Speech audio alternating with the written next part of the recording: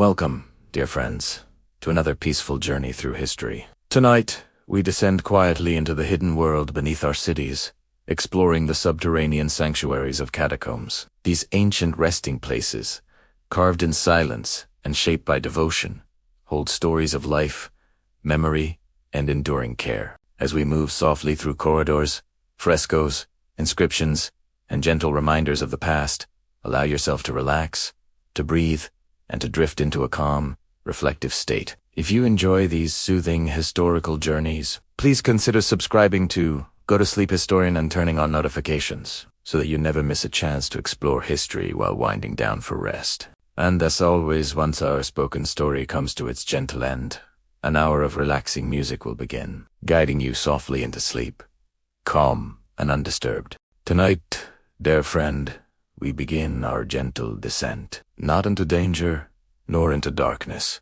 but into a world shaped by quiet hands, steady airs, and ancient intentions. A world carved beneath the very places where people once lived, loved, worked, and walked. As we step softly into the past, imagine the earth around us growing cooler, the sound of the world above fading just slightly, until all that remains is a peaceful hush, like the settling of old dust on untouched stone.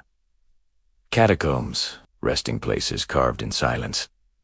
The word itself feels like an exhale, doesn't it? Deep, hollow, lingering. It carries within it centuries of memory, sorrow, devotion, and practicality. Yet tonight, as we wander slowly through this story, think of catacombs not as grim or frightening, but as the quiet corners of history.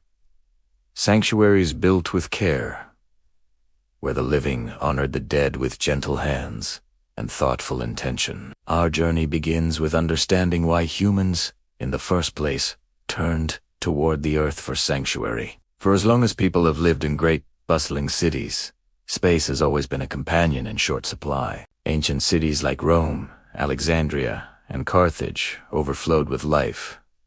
Markets full of traders and travelers, streets buzzing with voices, and homes packed tightly together in crowded neighborhoods. The world above was often bursting with activity, with little room for peaceful repose. And so, beneath it, new worlds were created. Picture ancient Rome, at its peak, a city of marble columns, towering aqueducts, and winding alleys, filled with hundreds of thousands of people. The living jostled for space, and so did the dead. Cemeteries beyond the city walls grew crowded and costly. In life, people might struggle to find a home, and in death, a resting place could be just as difficult to secure. It was here that necessity, ingenuity, and reverence intertwined. Long before the first formal catacomb was carved, simple underground burial chambers had existed in many cultures, small chambers cut into soft earth or hollowed stone, often meant for families or clans. But as cities grew, these spaces evolved into something more intricate, something more communal, something more enduring. Imagine the first workers who began carving into the soft volcanic stone beneath Rome.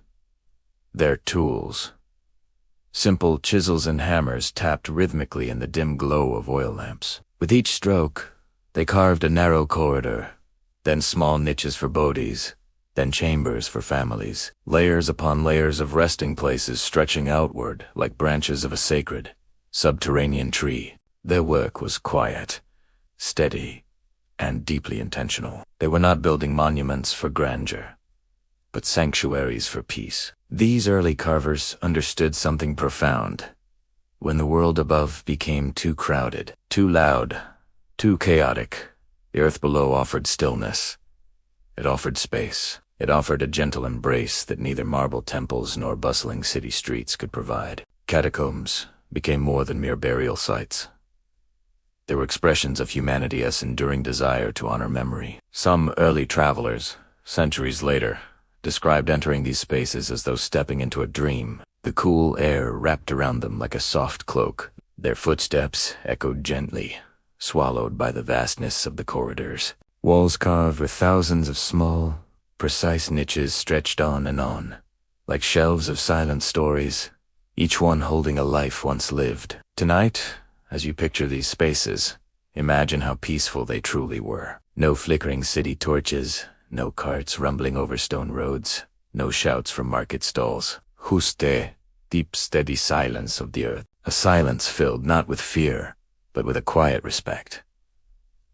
A sort of quiet one finds in the corners of old libraries or at the edges of ancient forests. Catacombs were built out of necessity, yes, but also out of reverence. The people who carved them believed that the dead deserved dignity, care, and thoughtfulness.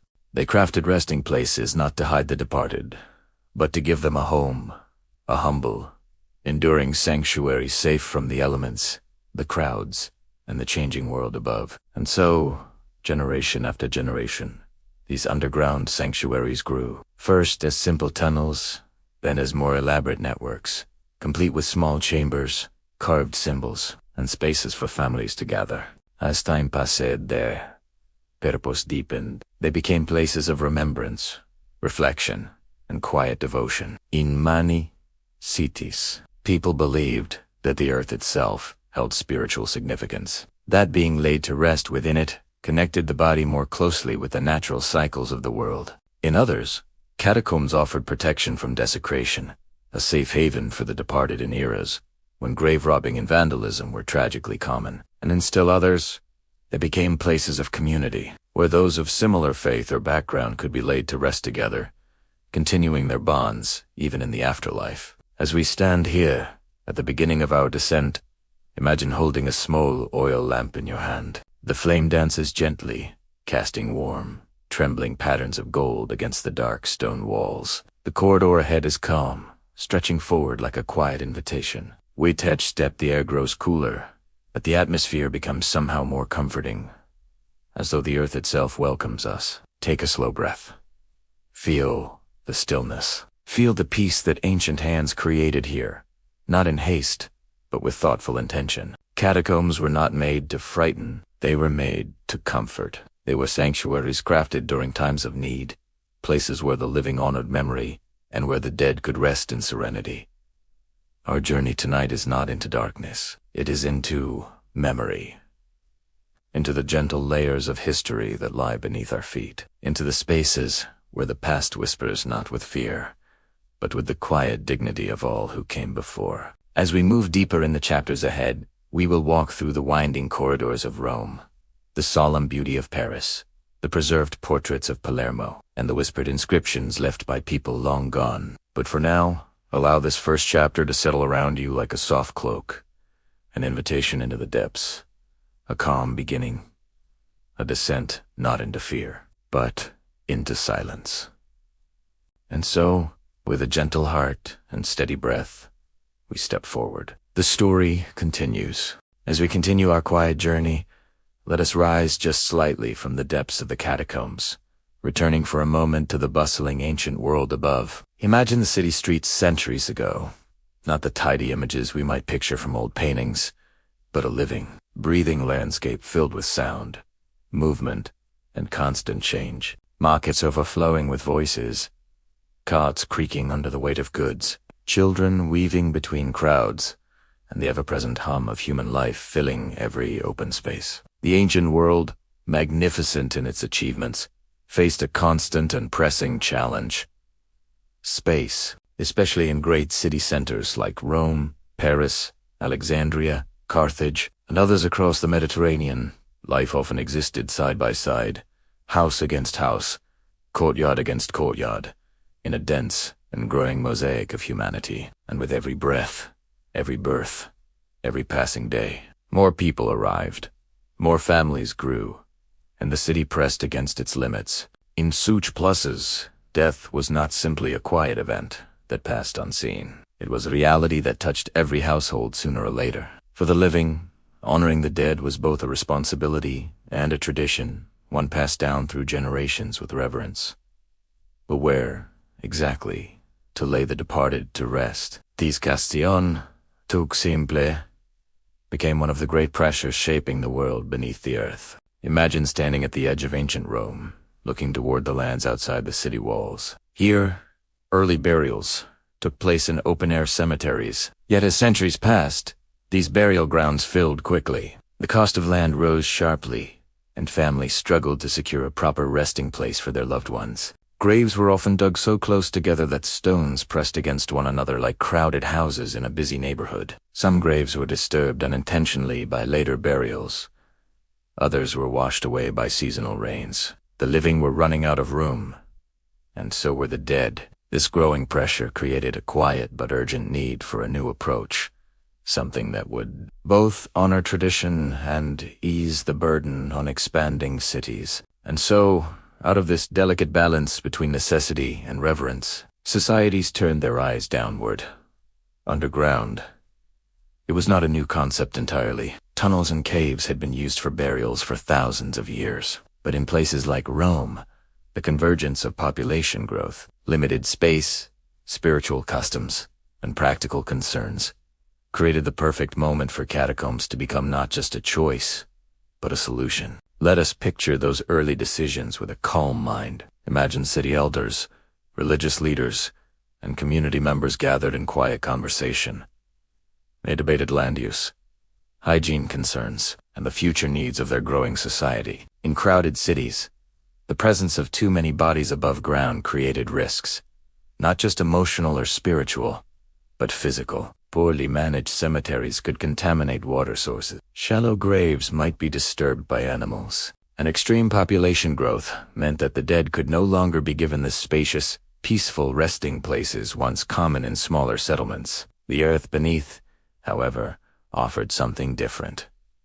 It offered stability, cool temperatures, soft stone that could be carved with care. A quiet world where countless chambers could be created without disturbing the living above. And so, the turning began, slowly at first, then with growing certainty. Across cultures, burials shifted downward. The Romans, with their practical minds and engineering brilliance, carved passageways into volcanic tufa, a stone soft enough to shape, but strong enough to endure. In other regions, limestone, clay, or natural caves provided the framework for whole communities of the departed. In Egypt, tombs had long embraced the protective depths of the earth. In Malta, ancient underground cemeteries called hypogea served similar purposes, and in later centuries, Paris would follow this tradition out of sheer necessity, transforming abandoned quarries into one of the world's most famous ossuaries.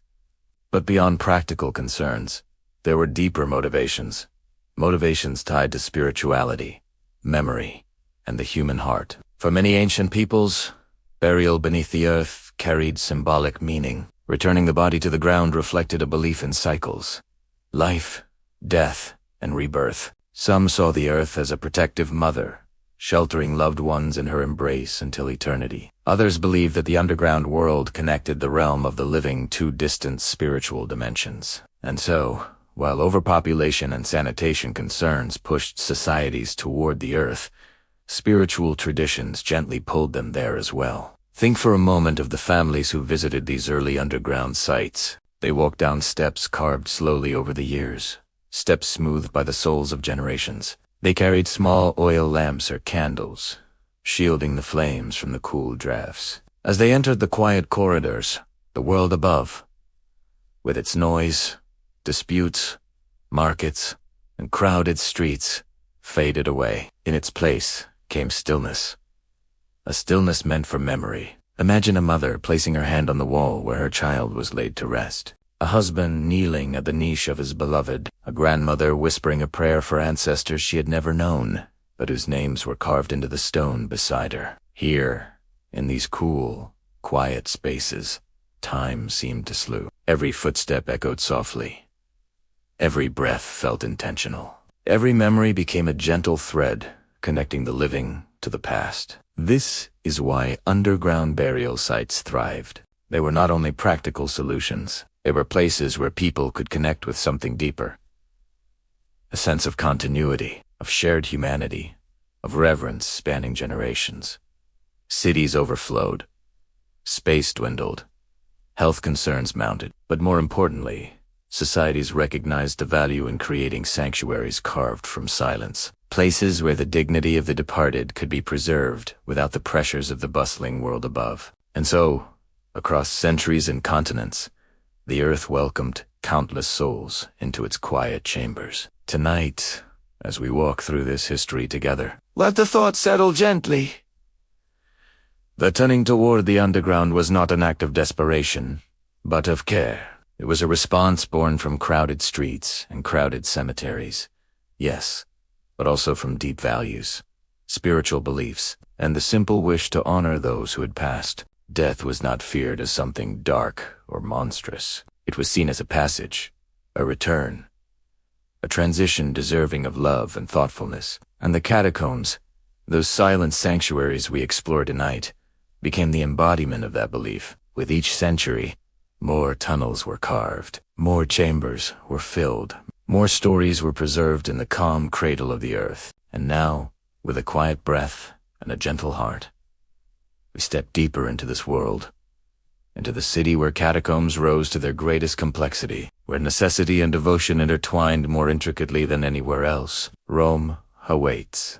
Take a slow breath as we leave the crowded ancient streets behind and step once more into the hush of the earth. Rome, magnificent and monumental above ground, hid beneath its foundations a different kind of world.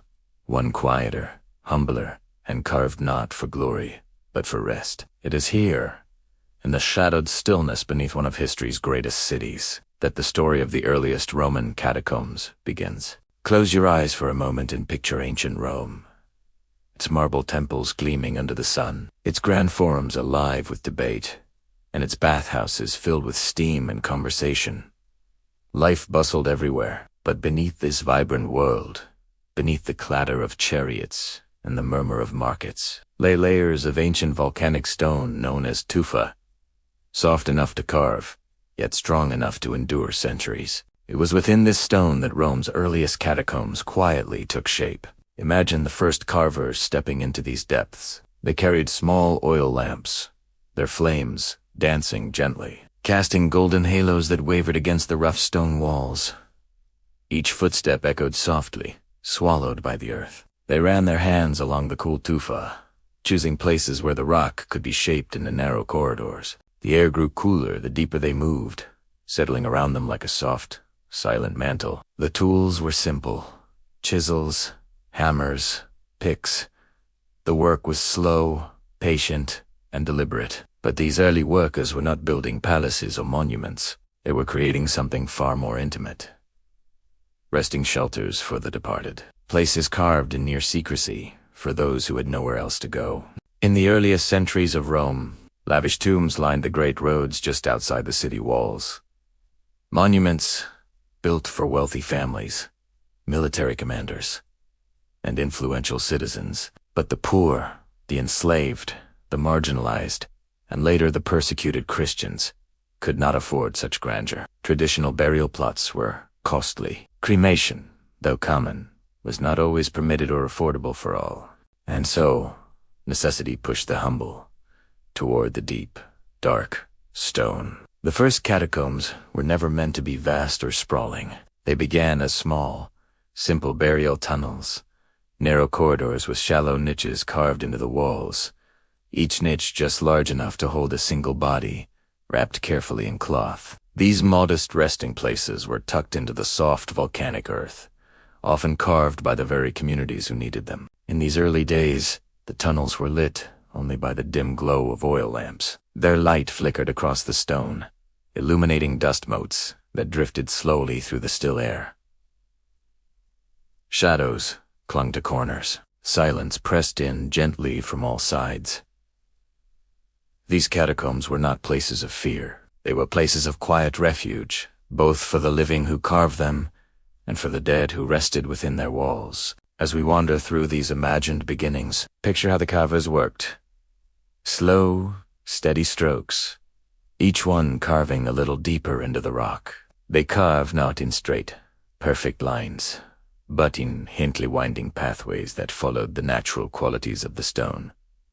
Some corridors sloped downward, others turned unexpectedly around bends. Over time, these meandering passages would form networks like labyrinths, not designed by grand architects, but shaped by the simplest needs and the quietest of hands. In these early Roman catacombs, The spaces also held meaning for communities who lived on the margins of society. Among them were the early Christians, who faced periods of suspicion and persecution. For them, the catacombs became more than burial places. They became shelters, places to gather, to mourn, to pray in hushed voices when the world above grew hostile. While the image of Christians hiding constantly beneath Rome is somewhat exaggerated by history, there is truth in the idea that these catacombs offered them a safe, sacred space when they needed it most. Imagine them moving through the tunnels, families carrying small lamps, leaders whispering words of comfort, hands touching carved niches, as they remembered those who had passed. Here, beneath the city, they were not outsiders. They were a community. They were among their own. For the poor of Rome, too, these underground chambers were gifts. They provided a place where even those with the simplest means could receive a dignified burial. In life, poverty might shadow the living, but in these catacombs, death leveled all distinctions. A niche carved into the stone, sealed with a simple slab of tile or marble, became a final home. Humble, yes, but cared for, sheltered, and respected. Picture the early stonecutters finishing a niche, stepping back to inspect the smooth walls. Perhaps they pressed a hand to the cool surface in quiet satisfaction. Perhaps they whispered a blessing. Every cut, every chamber, every sealed resting place was shaped with intention, carved for someone's mother, father, child, or friend. In time, the corridors multiplied. One tunnel led to another, then another, forming branching pathways like roots beneath a tree. And though the earliest catacombs were modest, they soon expanded in response to the needs of the living needs, driven by love, by community, and by faith. As families visited these spaces, they brought with them small tokens, a lamp left burning for a short while, a piece of pottery, a carved symbol of hope. The catacombs began to fill not only with bodies, but with stories. Each niche was a reminder of a life lived in ancient Rome's shadowed streets. There is a quiet beauty in imagining these beginnings. The catacombs were not carved for tourists or grand ceremonies. They were not designed for awe or fear. They were born of compassion, for the poor, for the marginalized, for those who had nowhere else to rest. They were shaped by hands that worked in silence, by hearts that cared deeply, and by a belief that every life deserved peace in death. Tonight, as you picture those early tunnels, let the image be soothing.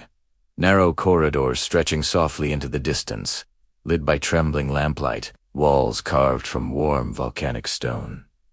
The air cool and unmoving, and the deep, deep quiet that holds centuries of memory. Rome's hidden corridors began as humble shelters, small acts of dignity in a crowded, complicated world. And from these beginnings, the vast labyrinth of Roman catacombs would continue to grow, shaped by faith, necessity, and devotion. But that story, the story of faith illuminating the darkness, awaits in the next chapter. Whenever you are ready, simply say, breathe in slowly, and let the world quiet around you. Tonight, we follow a faint flame, one small oil lamp downward into the earth, where the early Christians of Rome carved out places not merely for the dead, but for the living, and for the faithful who sought peace in troubled times. Picture the descent, a narrow stairway spiraling into cool darkness, each step echoing softly as dust shifts beneath your feet. The stone here is too ancient volcanic ash hardened over millennia, surprisingly soft beneath the chisel. Its scent is earthy, cool, and comforting, like stepping into a cavern kept safe from the chaos above. And somewhere ahead, glowing gently against the dark, a tiny flame flickers to life as your eyes adjust. The catacomb reveals itself. The passages stretch out like quiet arteries, guiding you gently through the heart of a hidden world. Walls rise close on either side, carved with simple niches, where the departed rest, yet nothing feels frightening here. These corridors were shaped with care, with reverence. Each step carries you deeper into a place where grief met hope, and where silence offered sanctuary. Early Christians came here not only to bury their dead, but to gather in small, whispered groups, families, neighbors, friends. In a Rome where their beliefs were often misunderstood or forbidden, the earth itself became their refuge. Imagine them sitting together in the low glow of oil lamps, sharing meals, prayers, and stories. The walls around them held the memory of each gathering like soft echoes drifting through time. And on those walls, symbols bloom. They appear first as faint outlines, then as gentle bursts of meaning. A fish carved with swift strokes, the simple arc of a shepherd's staff, a dove carrying an olive branch. Each symbol was a code, a promise, a quiet affirmation of faith. To outsiders, they were innocent and unremarkable, but to those who knew, they whispered of hope and resilience. The fish ichthys was a sign of Christ. The shepherd reminded believers of guidance and protection. Even the anchor, carved deep into stone, meant steadfastness in storms. Softly, you run your fingers along one of these engravings. The groove is shallow but purposeful. A message from someone long ago who wanted their belief to linger. Above another resting niche, faded pigments survive reds, browns, and dusty yellows. Once, perhaps, they formed the shape of a figure with arms outstretched in prayer, or a gentle scene of Jonah and the great fish, or a shepherd carrying a lamb homeward. Their colors may have dimmed, but their meaning glows undiminished. In these quiet chambers, death was not feared. It was honored, tended to, wrapped in cloth, and laid among symbols of new beginnings. And those who came here to pray did so softly, knowing each whisper carried the weight of community and survival. Feel the calm settle around you like the cool air of the catacombs, still and steady. Here, beneath the stones of ancient Rome, people found a way to remain united when the world above felt uncertain. They carved not just tunnels, but a tapestry of hope, etched with steady hands in dark times. And though centuries have passed, their symbols still glow faintly in the lamplight of memory, reminding us that even underground, even in silence, faith endures. Let that thought rest with you now, like a warm cloak around your shoulders. Whenever you're ready, we'll move gently onward to the next part of the underground story. Take a slow breath. Let your shoulders ease and imagine the quiet earth embracing you once more. Our small lamp glows steadily as we continue deeper into Rome as hidden world a city, beneath a city, carved patiently over centuries. The early catacombs began as small, humble corridors, but with time, they grew and grew and grew, branching out like the roots of some great underground tree. Now picture yourself standing at the intersection of several long passageways. They stretch away into darkness, each one resting gently beneath the bustling Roman streets above. Yet there is no noise, only the soft hush of stillness and the faint soot of old flames lingering on the stone. Step forward with me. The ground beneath your feet is cool and slightly uneven, worn by generations of quiet footsteps. As your lamp moves, shadows slip across the tufa walls, revealing new chambers with each turn. Some are simple, galleries long, uninterrupted corridors lined with resting places carved with exacting hands. Others open into small rooms, their ceilings low, their walls adorned with the delicate remnants of frescoes. In one chamber, you pause. This is a cubicula family tomb. The entrance is framed by simple carvings, and within, gentle arches curve overhead like arms, forming a shelter. Here, entire families were laid to rest together. Parents, children, even distant relatives, reunited in the stillness of the earth. The frescoes, though faded, still whispered their stories. Bright robes, once painted in reds and ochres. Peaceful figures raising their arms in prayer. Vines curling around symbols of eternal life. In the glow of your lamp, you trace the lines of a small fresco where a shepherd carries a lamb across his shoulders. The colors are soft now, worn down by time, yet the message remains: care, protection, a journey from one world into the next. Walk a little farther, and the scale of the catacombs becomes overwhelming. Rooms opened into broader chambers, and corridors split into narrow veins that vanish into the dark. Some areas rise into multiple levels, 3, sometimes 4, creating a true labyrinth beneath ancient Rome. Step by step, it begins to feel like an underground city of its own, with districts and neighborhoods, gathering spaces and quiet corners, each one shaped by devoted hands. And above all, the purpose changes. As Christianity slowly gained acceptance in Rome, these catacombs transformed from secret shelters into honored resting grounds. No longer merely places of refuge, they became places of memory, pilgrimage, and reverence. The artwork grows more confident, more vibrant. The symbols become clearer. No longer hidden codes, but celebrations carved openly into stone. You can almost imagine small groups visiting these corridors.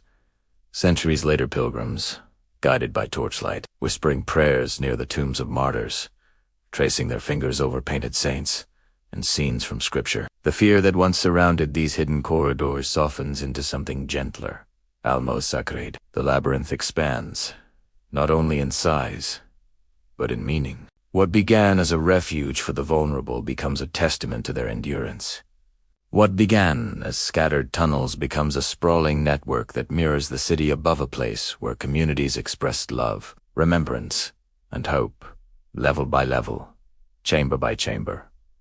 Pause here with me. Listen to the stillness, the deep, steady quiet that only the earth can hold. Imagine the countless footsteps that once wandered these halls. Families carrying lamps, workers carving passageways, pilgrims murmuring prayers. They're all gone now, yet their presence lingers soft, steady, and timeless. And as your lamp burns gently in the darkness, you feel, just for a moment, the heartbeat of this underground city, a quiet reminder that every stone, every carving, and every branching path was shaped with purpose, devotion, and peace. When you're ready, we'll continue deeper into the shadows, toward the next chapter of this gentle journey underground. Let your breath settle. Let the quiet earth beneath our feet hold you gently, because now our journey moves beyond Rome outward, across continents and centuries, following the echo of humanity's need to honor the ones who came before. The catacombs did not belong to Rome alone.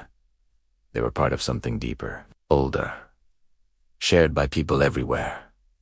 A longing to remember, to preserve, to create sanctuaries of rest even when the world above grew crowded and restless. So let us drift, softly, to another city that once struggled with the weight of the dead. Paris, the city of bones. Imagine Paris in the 1700s, beautiful, bustling, but overwhelmed. The old cemeteries had expanded until they pressed against homes and marketplaces. Some had grown so burdened that walls collapsed beneath the weight of centuries of burials. The living could no longer share such close quarters with the dead. And so, the city made a decision to carry the remains of millions beneath the streets, into long-forgotten quarries carved deep into limestone. Picture yourself walking there now, as our lamp flickers. These tunnels stretch on and on, kilometers of quiet stone hallways. But the moment we step into the ossuary, everything changes.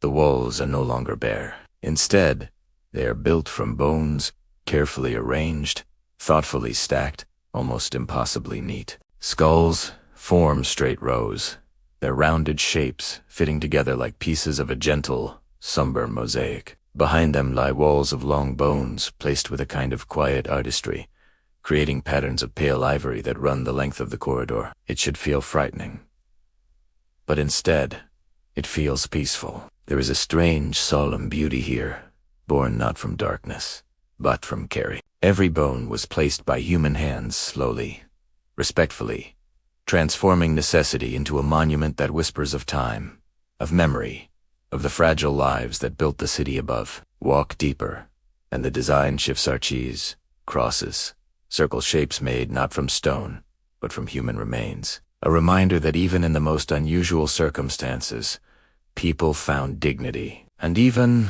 in a soft way, art. The Paris catacombs became a vast underground archive of humanity, silent, steady, and endlessly patient. But Paris was not alone.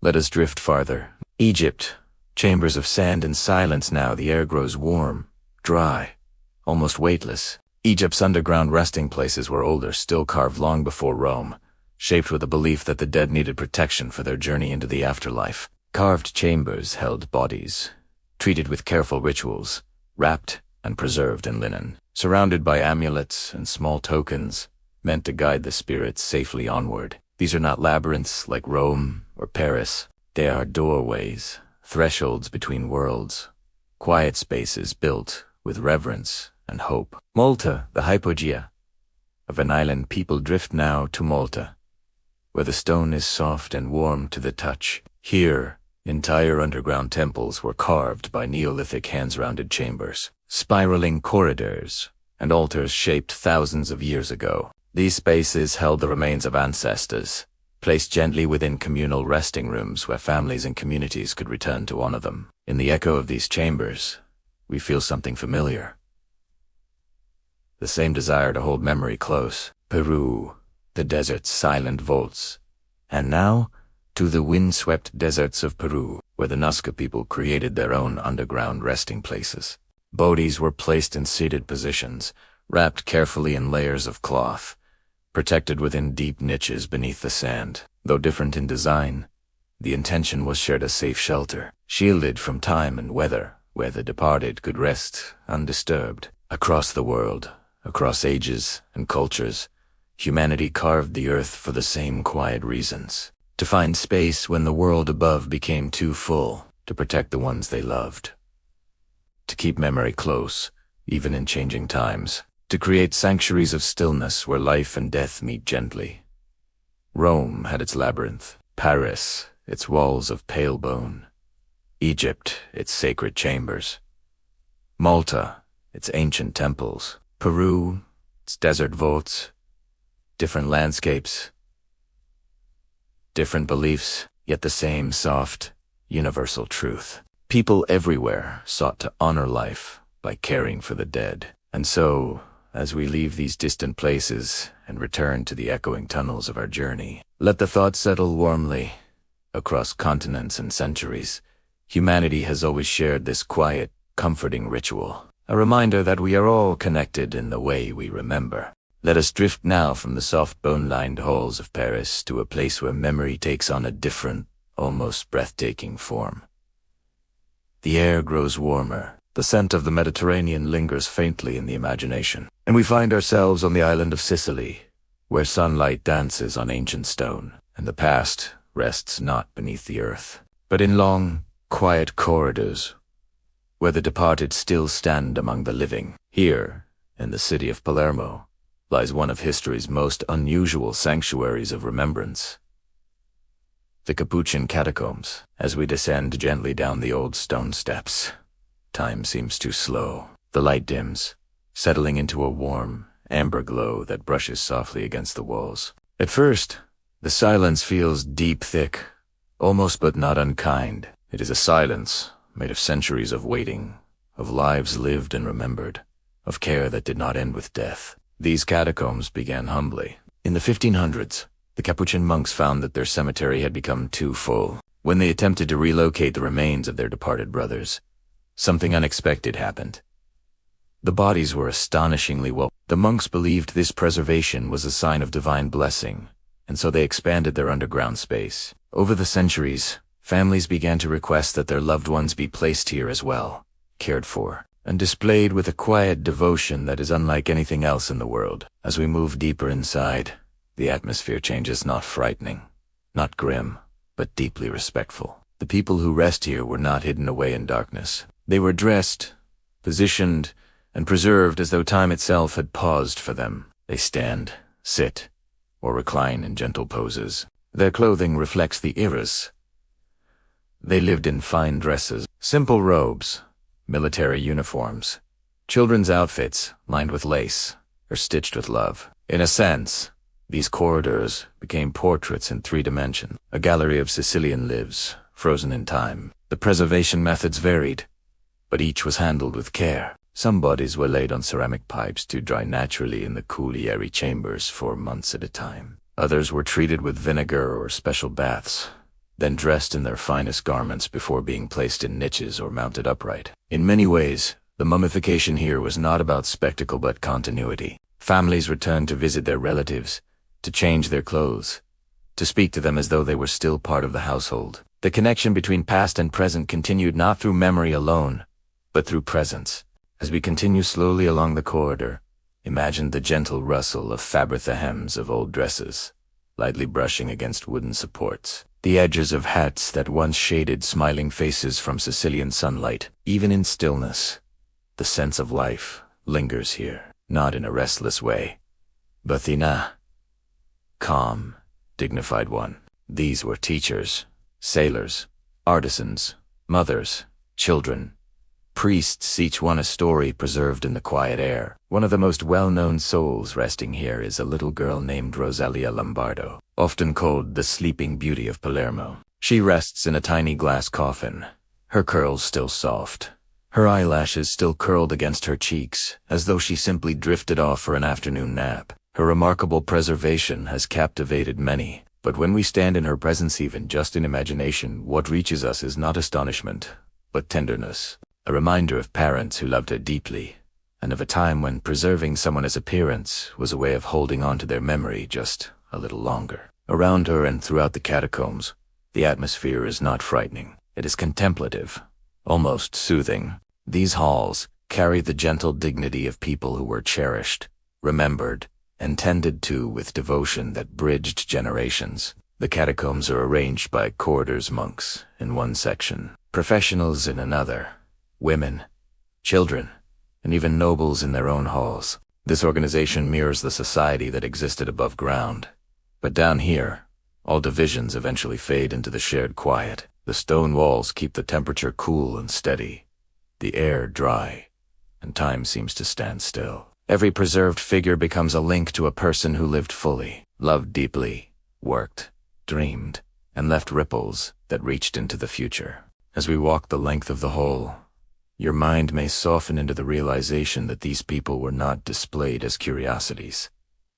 They were placed here as a final act of honor. Their presence was a comfort to their families. Their faces, once familiar, served as anchors for grief, remembrance, and love. Over the centuries, as clothing faded and dust settled, the catacombs took on the role of a silent museum of humanity, one shaped by devotion rather than artifice. The Capuchin monks believed that contemplating mortality brought wisdom, gentleness, and humility. But here, in this warm quiet, the lesson feels different. It is not about fear of death. It is about connection now. Even in stillness, the stories of those who came before continue to touch those who walk these halls today. And so, as we turn to leave these silent portraits behind, let us carry with us the soft dignity of these preserved lives. Their existence reminds us that memory can take many shapes: bone, cloth, stories, or silence. In Palermo's catacombs, memory has taken the form of people who remain standing, waiting, and gently offering their presence to anyone who wishes to understand the fragile, beautiful continuity of life. Let the warmth of Sicily linger with you for a moment, before we drift onward, deeper still, into Chapter 8, where the messages carved into stone speak softly of love, remembrance, and the traces ancient families left behind. Let us drift now into a quiet space where words, symbols, and small treasures whisper across centuries. The air cools gently around us, and the soft glow of an imagined lantern casts a warm halo across walls carved by hands long gone. Here, in these calm subterranean sanctuaries, the dead did not rest in silence. They left messages, little traces of themselves, shaped in stone, painted in fading pigments, or tucked lovingly beside their resting places. As we step deeper into this chapter, the earth seems to breathe more slowly, inviting us to listen. Catacombs were never meant to be empty tunnels. They were places of memory, hope, and quiet storytelling. And the walls of tufa in Rome, chalky limestone in Paris, sandy rock in Malta became gentle canvases for those who sought to honor their loved ones. Some families carved inscriptions with steady hands, short phrases, names, blessings. At first glance, they seem simple, but linger a moment, and their meaning unfurls. A mother's name followed by a tender phrase. She sleeps in peace. A father remembered simply as a good and loving man. Children honored with symbols of innocenza, small bird, a star, a sprig of olive. These messages were not meant for crowds. They were meant for family. For the quiet visits made by loved ones, for the living who needed a place to rest their grief gently for a while. In many Roman catacombs, early Christians painted symbols on the wall, soft, rounded shapes drawn with ochre, charcoal, or mineral pigment. Some are familiar today. The fish, the anchor, the good shepherd. Each one carried a meaning layered in comfort. The fish was a coded affirmation of faith. The anchor meant hope, stability, safe passage through the storms of life. The good shepherd represented protection, care, and gentle guidance. These were not grand works of art designed to impress kings. They were quiet, personal gifts left by people who wanted their loved ones to be wrapped in layers of meaning and reassurance. Imagine standing there in the stillness, the faint scent of earth lingering, the cool walls telling stories. Your lantern light catches the faint outline of a painted shepherd carrying a sheep across his shoulders. The image is simple, almost childlike, and yet profoundly tender. Someone painted this to remind the living and the dead that they were watched over, cared for, and never truly alone. In other corners of the catacombs, archaeologists have found little objects that once belonged to the people laid to rest. A small clay lamp, its wick long extinguished. A bronze coin placed gently beside a hand. A child's toy carved from bone. A comb, a ring, a piece of pottery with a familiar household pattern. These humble items speak far more loudly than words. They tell us who these people were, how they lived, what they valued, what brought them comfort. Through these whispers, we learn that ancient families mourned and remembered in ways not so different from our own. Archaeologists, working quietly in these shadows, have become careful interpreters of this silent language. They read the layers of stone, the placement of objects, even the direction of carved letters. A lamp near the head. It may symbolize guiding light for the journey beyond. A coin placed in the hand. A symbol of safe passage, even when the old myths no longer ruled daily belief. A simple clay cup, perhaps a loved one wanted to send something familiar into the afterlife. And then there are the epitaphs, short, gentle messages carved with a blend of sorrow and hope. Some note the virtues of the deceased. Others speak directly to the living. A few even carry soft humor, a reminder that life's personality doesn't fade at death's door. There is one style of inscription found often in Rome that carries a universal quietness. May your spirit find cool waters. A blessing, simple and soothing, left by someone who understood that life could be harsh, but rest could be tender. Many inscriptions remain, incomplete letters softened by time, edges crumbled. Yet even in their brokenness, they speak with clarity. They remind us that the people who carved them had hopes, burdens, joys, and griefs much like our own. When archaeologists kneel beside these inscriptions, brushing away dust with careful hands, they are not simply uncovering stone. They are uncovering love. They are uncovering the small rituals that held families together. They are uncovering the threads of daily life, prayers whispered, meals shared, lullabies sung, worries carried quietly across the shoulders of parents and friends. Every mark left behind becomes a bridge between worlds. The symbols tell us of faith. The artifacts speak of home. The inscriptions speak of connection. And together, they form an art of the afterlife, not grand, not gilded, but deeply human. As we move gently through these halls, imagine the families who once stood here. Imagine a father tracing his fingers along the smooth stone as he carved his child's name. A mother placing a small lamp beside her daughter's resting place, hoping the soft glow would accompany her spirit. A brother leaving a carved token of protection. A friend offering a simple word of farewell. These catacombs are filled with their quiet gestures of love, preserved in a world where time usually forgets such small, delicate moments. And now, as we leave these messages behind and let the soft, dark surround us again, breathe in the comfort of knowing that through simple symbols and humble objects, ancient people shared with us the gentlest truths of their lives. When you're ready, we will drift onward into Chapter 9, where the beliefs behind these rituals, the spiritual heart of the catacombs, wait to reveal themselves in calm, soothing whispers from the past. Let us drift now into one of the quietest layers of our journey, the layer not carved in stone, not painted on walls, not carried in artifacts or inscriptions, but held gently in the human heart. For beneath every tunnel, every burial chamber, every soft niche carved into the earth, there lies the deepest meaning of all, our shared understanding of life, death, rebirth, and memory. As we step softly into this chapter, the lantern's warm glow follows us, creating ripples of gold across the walls. The floor underfoot is cool and steady, and in this quiet, we begin to feel something deeper, something the ancient builders felt too. A recognition that these spaces were not created out of fear, but out of care. Catacombs, no matter where they are found, are spiritual places, not temples, not shrines, but gentle bridges between the world of the living and the world beyond. In Rome,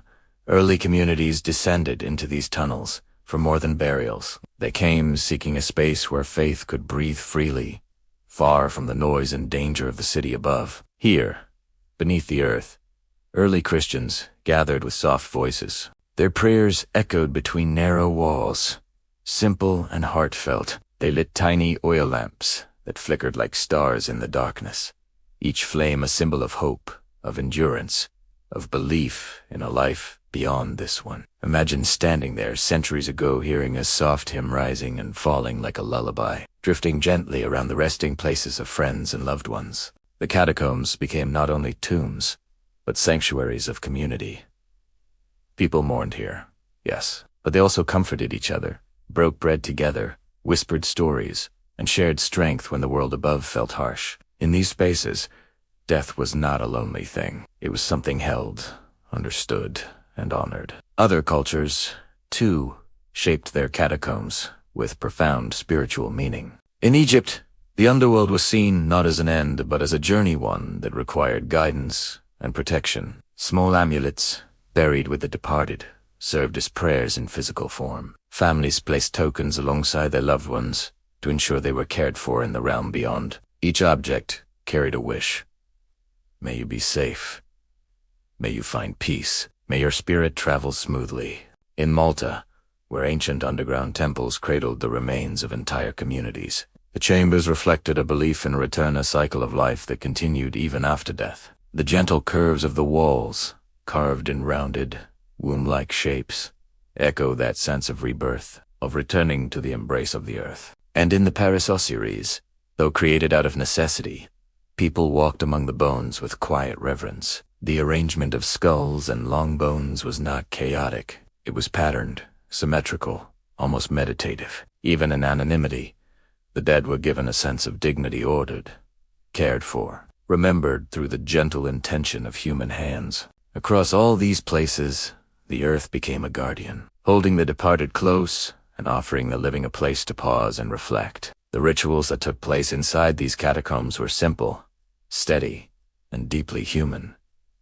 A whispered prayer, a name spoken aloud, a hand resting gently against cool stone, a lamp lit to guide the spirit onward, a final meal shared in honor of the loved one, eaten quietly outside the burial chamber, a farewell that felt less like an ending and more like a soft transition. Families returned again and again, not because they feared the underworld, but because they felt connected to those who rested there. Death, in these spaces, was not something to be hidden. It was integrated into the rhythm of life, understood as a part of the same story, just another chapter. And so the catacombs became mirrors of belief, reflecting how people viewed the soul, the passage of time, and the meaning of memory. To walk through them today is to feel those beliefs still lingering in the air, not as doctrine, but as emotion, not as instruction, but as reflection. Archaeologists have often spoken about the feeling they experience when entering newly discovered chambers, a sense of stepping into a preserved moment of communal care. Not fear, not danger, but quiet devotion. The walls may be bare, but the space feels full of the love families carried, full of the hopes they whispered, full of the belief that no one is ever truly gone as long as they are remembered. These underground sanctuaries remind us that life continues in memory, in story, in the simple rituals we carry forward. They teach us that grief is not only about loss, it is also about love, about honoring, about holding someone close through the passing of time. As our lantern light flickers along these soft, ancient walls, let that truth settle gently within you. The underworld, in so many cultures, was never meant to be a place of fear. It was a place of passage, a place of rest. A place where the living and the dead reached out toward each other through prayers, symbols, and quiet acts of care. And now, carrying this calm understanding with us, we step slowly onward to Chapter 10, where the catacombs, long hidden and forgotten, return to the world through rediscovery and through the soft awe of those who walk their halls once again. Take a slow, deep breath. Feel the earth beneath your mind's eye, the quiet spaces where shadows rest, and let us drift gently back toward the surface, but not quite yet, for there is a story still hidden, waiting for those who care to listen.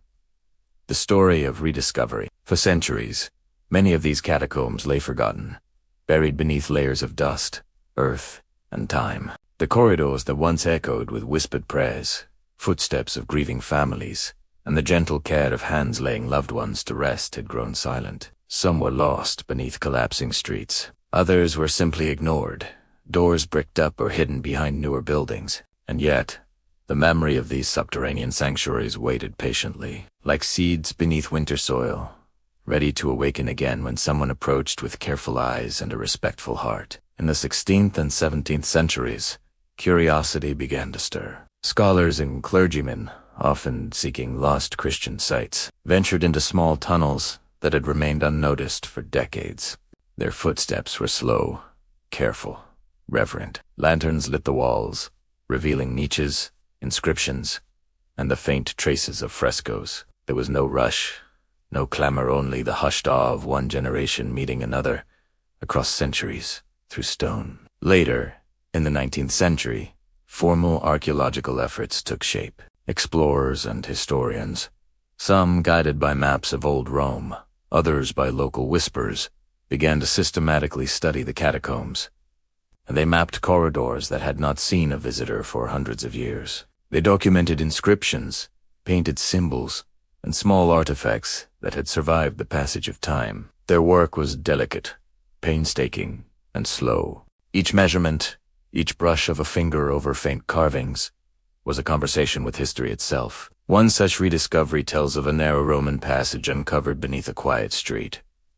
The brick and stone above had long hidden its entrance. A lone scholar, with the guidance of ancient texts and a gentle intuition, eased open the door. Inside, the cool air smelled of tufa and age. Niches lined the walls. A faint ochre fresco glimmered in the lamplight. The scholar paused, almost hesitant to breathe too loudly, for fear of disturbing the centuries of calm. There was no thrill of danger, no chase or heroic fit, only reverence, and a quiet shiver of awe at the careful work of hands long gone. In Paris, similar stories unfolded during renovations and expansions in the late 18th and early 19th centuries.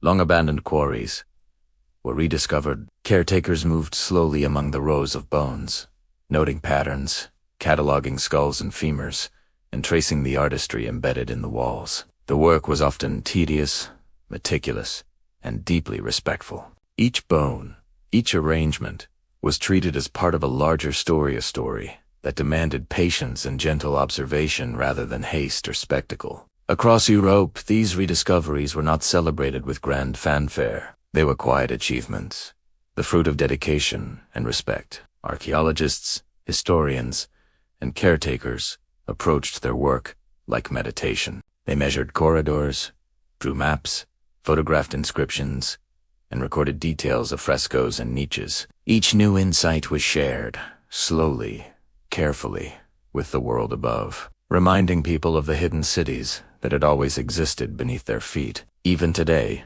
the rediscovery of catacombs continues. Modern scholars and caretakers preserve these spaces with care, ensuring that passageways remain intact. Frescoes do not fade further, and inscriptions are legible for generations yet to come. Visitors who enter these quiet spaces are asked to move softly, to speak gently, and to respect the stillness that has held these ancient lives for centuries. In the gentle quiet of these rediscovered depths, there is a lesson we carry with us. The catacombs teach patience. They teach reverence. They remind us that history often lies hidden in small, unassuming places, waiting for someone to notice, to honor, and to remember. They show us that rediscovery is not always a dramatic adventure. It can be quiet, thoughtful, and deeply moving. And as our imaginary lantern lights the way, illuminating arches and chambers that had been forgotten for ages, we are reminded of the enduring connection between past and present. The catacombs exist not only in the stone beneath the city, but also in the minds and hearts of those who pause to see them, to hear them, and to feel the calm dignity that radiates from every wall, every niche, every gentle curve of the underground corridors. Now, with this soft understanding, we prepare to move closer to the present. The next chapter invites us to see these sacred spaces, not as relics alone, but as living sanctuaries of silence, heritage sites where memory and stillness continue to meet the living in quiet reflection. Breathe deeply. Let your mind settle into the gentle quiet that surrounds us as we move now toward the final layers of this journey beneath the earth. The catacombs, once hidden, once feared, now stand quietly as bridges between centuries, a testament to humanity's need to remember, honor, and reflect. Today, these underground sanctuaries are not approached in haste or dread. They are not visited for thrill or curiosity alone. Instead, they are approached with care, with thoughtfulness, and with a soft desire to understand. Modern catacombs are heritage sites, preserved by caretakers, historians, and communities who recognize their value as more than tunnels of stone. They are living connections to lives long past, places where we can feel, however faintly, the pulse of history and stillness. Imagine stepping softly into a Roman catacomb today. The cool stone meets your fingertips, smooth and worn by centuries of hands, yet steady, reassuring. A small lamp or guided light reveals niches, inscriptions, and faded frescoes. There is no fear, here only quiet. Each step is measured, each glance intentional, as visitors pause to notice the names etched in stone, the soft carvings of a fish, an anchor, a shepherd. These symbols are more than art. They are threads linking the present to the past, whispers of hope, faith, and care that survive even centuries of silence. In Paris, the ossuary labyrinth now welcomes those who seek contemplation rather than thrill. Tourists and locals alike move gently among the walls of bones, observing the symmetrical arrangements not with horror, but with reverence. They notice the patterns, the quiet artistry, and the solemn dignity of a city that, even in death, cared for its own. Each skull, each long bone, reminds visitors that memory can be tangible, that the dead continue to shape the lives of the living through their preserved presence. Even the Capuchin catacombs of Palermo, with their remarkable mummies, are approached today with respect. Visitors walk slowly, speaking softly, often pausing to absorb the delicate dignity of lives preserved for centuries. Children, adults, scholars, and travelers alike feel the weight of history, tempered by the gentle reminder that these were once people like themselves, siblings, workers, dreamers, believers. Across all these sites, the message is clear. Catacombs connect us to the universal emotions that define our shared humanity. Love, grief, remembrance, hope. These are the feelings etched in every carving, preserved in every niche, and reflected in every careful arrangement. Visitors can sense the tender hands that dressed a loved one, the soft prayers whispered centuries ago, the steady patience of artisans carving corridors in volcanic stone or limestone. Walking quietly through these modern sanctuaries, we also discover another lesson. The past was lived with complexity, yet the gestures of care are simple, a name inscribed, a lamp listed, a symbol carved, a family's presence remembered. These small acts carry profound meaning, and they invite us to reflect on how we honor those we love, even today. Modern caretakers, too, are a part of this continuing story. They ensure that passages remain safe, inscriptions legible and frescoes preserved. Their careful stewardship allows us to step into the stillness of history, to breathe in centuries of thoughtfulness, and to feel a quiet connection with people long gone but never forgotten. The catacombs, once underground refuges, now serve as gentle teachers. They invite us to pause in our busy lives, to contemplate the cycles of life and death, to consider the tenderness that has always existed in human memory. And in that quiet, we find a sense of continuity and unbroken chain linking the present to the past, and reminding us that even as centuries pass, the care and attention we give to memory shapes the world in ways both profound and subtle. As your mind rests in this soft, contemplative space, picture the lamps flickering across the walls, the inscriptions glimmering faintly, the niches filled with quiet dignity. Feel the gentle hush of history that has traveled down through centuries to meet you here. And know, in the warmth of this stillness, that these sanctuaries of silence continue to offer a space for reflection, understanding, and the calm, eternal presence of those who came before. With this thought, we prepare to move to our final chapter, soft, peaceful closing reflection that ties together every step of our descent and allows us to return gently to the present, carrying the stillness of the catacombs with us.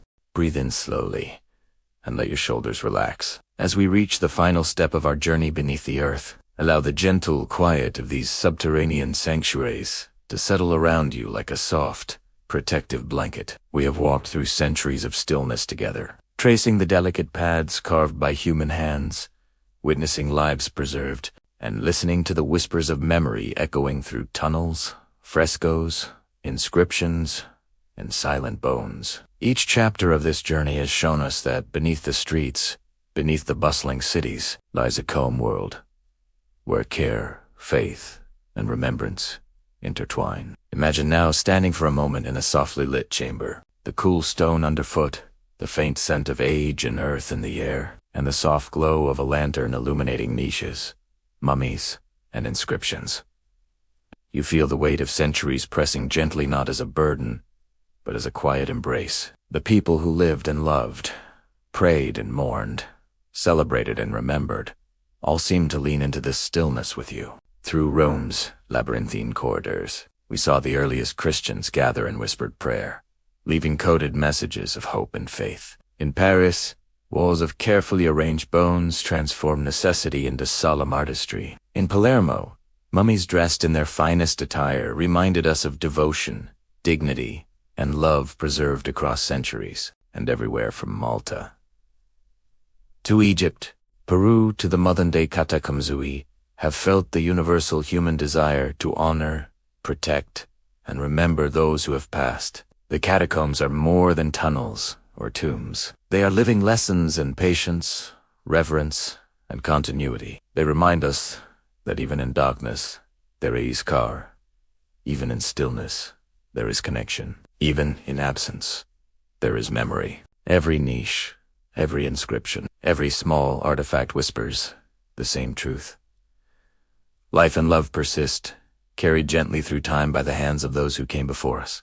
Now, as we begin our soft ascent from these peaceful depths, imagine the corridors narrowing, the cool stone giving way to warmth, and the gentle glow of daylight brushing softly against your face. We carry with us the calm dignity of centuries, the quiet songs of devotion, the soft prayers, the tender gestures of remembrance. And though we return to the surface, the stillness of the catacombs remains within us, a sanctuary of peace we can visit whenever the world above feels too loud. Let the eternal quiet of these subterranean sanctuaries wrap around your mind and spirit. Let the whispers of history settle like a gentle lullaby, soothing your thoughts, softening your awareness of time, and leaving only calm in its place. Memory, care, and quiet devotion are eternal here. They flow softly beneath the earth, just as they flow softly within our hearts. Rest now in this awareness. Breathe slowly, evenly. Feel the calm of centuries, the continuity of human care, and the enduring stillness of these hidden worlds, the tunnels, the inscriptions, the mummies, the bonzol. These stories remind us that beneath the surface of life, there is a quiet space where peace persists, where history breathes gently, and where we, too, can rest. And wait, that our journey concludes. You may carry this calm with you into your dreams, into your night, into the soft spaces of memory and reflection. The catacombs have shared their stories.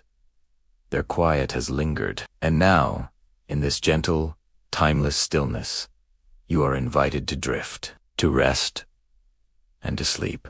And so, our quiet descent into the catacombs comes to a gentle close. We've wandered through the corridors of history, touched the lives and memories preserved beneath the earth, and listened to the whispers of centuries past. Thank you for joining this peaceful journey. If you found comfort and calm in today's story, don't forget to subscribe and join our growing community of friends who travel through history quietly, at their own pace. Now, as our story ends, let the soft, relaxing music begin, an hour of gentle melodies, to carry you into deep, restful sleep, and to linger with the quiet stillness of the catacombs in your dreams.